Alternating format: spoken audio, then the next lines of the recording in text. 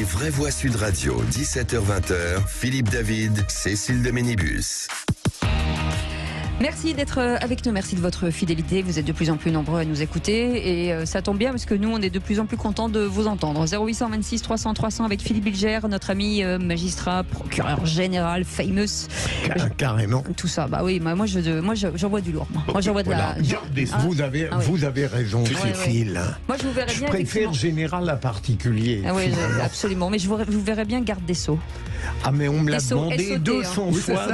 On me l'a demandé 200 fois dans ma vie. À chaque fois, je répondais sincèrement oui, en disant que c'était inconcevable. Ah, d'accord. Okay. Jean Dorido, on va vous mettre où, ministre de quoi, vos psychologues? Pas santé. Pas ministère. De la santé, c'est certainement pas. Ministre des bisous. La santé mentale, oui. Alors ça, créons un ministère de la santé mentale parce qu'il y en a besoin. Voilà. Absolument. Et Philippe Coy, patron des petites et moyennes entreprises. Ça vous irait bien, ça? Ce serait pas mal. Absolument. La proximité. La proximité, ouais. J'ai déjà beaucoup à donner avec les buralistes. Moi, vous en voulez pas de mon ministère, et ben vous savez quoi, je le verrai réaliser par devers moi. Tout de suite, le coup de projecteur des vraies voix.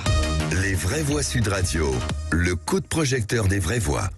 Et interrogé sur la reconduite de Deschamps, Noël Le Graët, le patron de la Fédération française de foot, a fait de nouvelles, en tout cas un nouveau mot polémique contre Zinedine Zidane. On l'écoute. Président Le Graët, ça ferait quand même mal au cœur de voir Zinedine Zidane partir au Brésil, non? À moi? Alors j'en ai rien à secouer, il peut aller où il veut. Non, mais en tant que Français, non? Non, mais en tant que Français. Ça vous le mettre où alors? Non, mais dans un club, partir sur une autre sélection, non, ça vous ferait pas mal au cœur? Moi, ça me ferait un peu mal au cœur. Il peut aller où il veut, dans un club, il en aurait tant qu'il veut. Oui, mais je parlais pas forcément d'équipe de France, je parlais de le voir entraîner notre sélection. Il n'a pas tenté de vous joindre là ces derniers jours, non, Zinedine Zidane, non? Certainement pas, je l'aurais même pas pris au téléphone.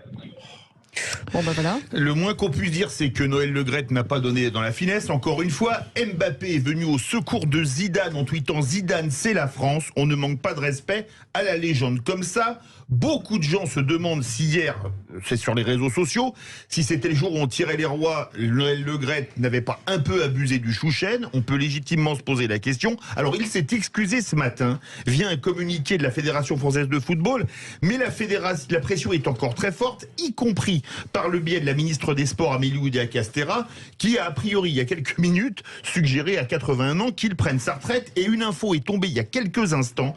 Amélie Oudéa-Castéra va rencontrer un certain Michel Platini, ennemi juré de Noël Le Graët, le 10 février prochain. Nous sommes en compagnie de quelqu'un qu'on aime beaucoup avoir. On l'a eu plusieurs fois pour les vraies voix du mondial. Gérard Regnès, ancien rédacteur en chef de l'Équipe et de France Football, auteur du livre d'or du football 2022, publié chez Solar. Bonsoir Gérard Regnès. Bonsoir à tous. Merci d'être avec nous avec cette question du jour. Est-ce qu'il faut sanctionner Noël Le Graët? Pour l'instant, vous dites oui à 54%. C'est assez mitigé. C'est assez mitigé. L'annonce qui vient de tomber que Amélie Oudéa-Castéra allait rencontrer Michel Platini dans pile un mois, le 10 février. Qu'est-ce que ça vous inspire avant de réagir sur les propos de Noël Le Graët, Gérard Regnès? Ça m'inspire que c'est un rendez-vous qui était déjà calé. Le rendez-vous n'a pas été pris depuis que M. Le Graët a tenu ses propos sur Zidane. Après, quand même, il faut être raisonnable. C'est pas du tout une ministre qui désigne un président de fédération. Un président de fédération, c'est élu. C'est élu par les électeurs, c'est-à-dire les grands électeurs de la fédération. Et au jour d'aujourd'hui, je crois qu'il y a assez peu de chances que Michel Platini soit élu président de la fédération par ceux qui seraient en charge de voter s'il y avait une nouvelle élection. Philippe Bilger, qui est président de l'Institut de la Parole, mais peut-être de la Fédération française de football un jour. Moi, je crois qu'il va rester. Noël Le Graët, il s'est excusé. J'ai appris qu'il allait téléphoner à Zinedine Zidane dans l'après-midi. Il l'a peut-être déjà fait. Mais Zidane n'a peut-être pas décroché s'il a utilisé. Oui, mais je crois que Zidane sera plus intelligent que lui, en l'occurrence. Et simplement, il accumule les bévues. tout de même Noël Le Graët, et donc ça commence à faire beaucoup. Mais je crois qu'il va rester, et ça n'est pas le lieu de parler de l'étrange duo Deschamps-Le Graët. Moi, c'est surtout ça qui me perturbe, c'est le fait qu'on, d'une certaine manière, on nous a imposé la reconduction de Deschamps sans que personne ait le droit de dire quoi que ce soit. Ce serait intéressant de se dire pourquoi pas voter pour le sélectionneur de l'équipe de France. Pourquoi les Français ne devraient pas voter pour le sélectionneur? Sachant qu'il y a 68 millions de sélectionneurs. Oui, on aurait été très doués. On a été médecin durant 2 ans, donc on pourrait devenir sélectionneur. Jean Dorido, est-ce qu'on peut laisser systématiquement des gens à des instances comme ça faire tout et n'importe quoi? Je fais un truc, je m'excuse comme si de rien n'était. Mais je crois que ça a été très bien rappelé par notre invité. C'est-à-dire que oui, Noël Le Graët, c'est un monsieur qui a été élu. Voilà, c'est le patron d'une fédération. Parce que vous êtes élu, que vous ne pouvez pas être sanctionné. Ah non, ça, bien sûr, mais ça, je dirais, c'est ce qui a été rappelé par notre invité, c'est que ce sont les électeurs, les instances de la fédération de football qui vont décider ou non d'une sanction. Et c'est vrai que la ministre de la Jeunesse et des Sports, avec tout le respect dû à sa fonction, elle n'a absolument rien à dire. Après, sur les propos en tant que tels, moi, ça m'a rappelé, vous savez, une ancienne première ministre, Madame Édith Cresson. On lui avait demandé ce qu'elle pensait des cours de la bourse. Elle avait dit, j'en ai rien à cirer. Ça veut même donner une émission de radio à l'époque. Je vous coupe, c'était dans une conversation privée à Matignon avec un journaliste. Ça a été rapporté, mais ça a été rapporté par la journaliste. Et là, c'est vrai que c'est très inélégant, dire il fait ce qu'il veut, j'en ai rien à secouer. Moi, j'aimerais comprendre, j'ai le sentiment, quand j'entends ça, j'ai le sentiment qu'il y a un sujet entre Zinedine Zidane et Monsieur Le Graët, parce que quand on imagine dans un autre contexte, vous dites tiens, on pourrait penser à un tel pour tel job, écoute, il fait ce qu'il veut, j'en ai rien à secouer, s'il m'appelle, je le prends même pas. Donc j'aimerais comprendre finalement qu'est-ce qui se passe entre eux pour qu'il y ait une telle animosité, une telle hostilité, puis c'est très inélégant, enfin vraiment c'est minable, quoi. Mais moi je suis un peu vieille France, Philippe Coy. Il y a un moment donné, le football, l'éducation, c'est le pas vivre être vieille ensemble. France, c'est juste avoir de l'éducation et du respect. Et ce sport mythique... Non mais de l'image que ça renvoie, en tout cas. Voilà, le football et tous les individus que vous venez de citer sont des icônes, sont l'incarnation pour une jeunesse, et d'avoir un président d'une fédération, alors oui, je reviens pas sur l'esprit démocratique, il est élu par ses grands électeurs, je suis moi-même président d'une grande fédération professionnelle, élu par mes pairs. C'est pas le ministre de l'économie qui va nommer le président de la confédération. C'est pas ça le débat. Vous dites des bêtises aussi parfois. Oui, c'est d'ailleurs pour ça que vous m'invitez. J'ai peut-être gagné ma place comme cela. Mais en tous les cas, aujourd'hui, c'est quand on s'exprime publiquement, quand on a une responsabilité comme le président de la FFF, il faut maîtriser son langage, parce que derrière vous avez des jeunes qui respectent pas l'ordre, qui respectent pas l'ordre parental, l'ordre de la République. Et pourquoi insulter le futur avec ces propos déplacés pour moi? Donc oui, il peut y avoir un grief entre le président de la Fédération française et Zinedine Zidane, mais chacun c'est pas facile sait. à dire. Hein. C'est comme le vin avec le chasseur tout à l'heure. Mais en tous les cas, il doit y avoir du respect, parce que quand vous portez ce maillot du président de la Fédération française, vous avez des millions de jeunes derrière. Je rebondis sur ce que disait Philippe David tout à l'heure en antenne pendant notre réunion, Gérard Egenès, en disant que entre la fédération de foot et la fédération de rugby, ça commence à bien faire, quoi, les présidents de fédération. Et d'ailleurs, j'étais en train de penser que la dernière fois que vous m'avez invité, vous m'avez fait participer également à un autre sujet entre la ministre des Sports et Bernard Laporte. Alors à chaque fois qu'il y a un président de fédération française de sport qui a un souci avec son ministre, vous m'invitez. Je vais faire une Philippe David quand même avant de rendre le micro, cher ami. Je dirais que Noël Le Graët le regrette. Oui, mais alors je vais faire pire. Est-ce que, pour décrypter les propos de Cécile de Bénibus, Gérard Egenès, est-ce que Noël Le Graët ne doit pas prendre la porte? Vous voyez, on est là, c'est le festival. Alors, on vous écoute. On prend le bus pour non, mais tout le monde est d'accord pour reconnaître que ce ne sont pas des problèmes de même nature, évidemment. Oui, c'est clair. C'est-à-dire que les propos de Noël Le Graët ne valent pas le passage devant un tribunal. Après, il faut resituer ça dans le contexte du week-end. Noël Le Graët était euphorique parce qu'il a annoncé à son COMEX que Didier Deschamps était prolongé jusqu'en 2026, et soyez certains que personne au COMEX n'était pas content d'avoir entendu cette information. Ce sont quand même les gens qui travaillent avec Noël Le Graët. Donc ensuite, il était euphorique. Après, vous l'avez dit tout à l'heure, C'est-à-dire, si l'interview avait eu lieu le matin, il n'aurait pas du tout tenu les mêmes propos. Non, mais c'est vrai, c'est la réalité. Ça veut dire quoi? C'est la réalité. C'est le gars des rois. L'alcool est dangereux pour la santé. Ça veut dire que c'est la goutte d'alcool qui fait un peu déborder le verre.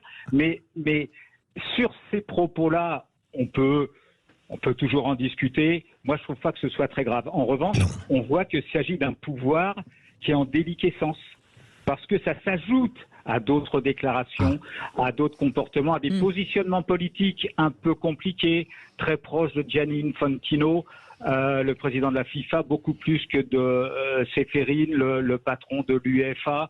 En fait, en vérité, il n'a strictement rien contre Zidane, mais il est amoureux de Deschamps.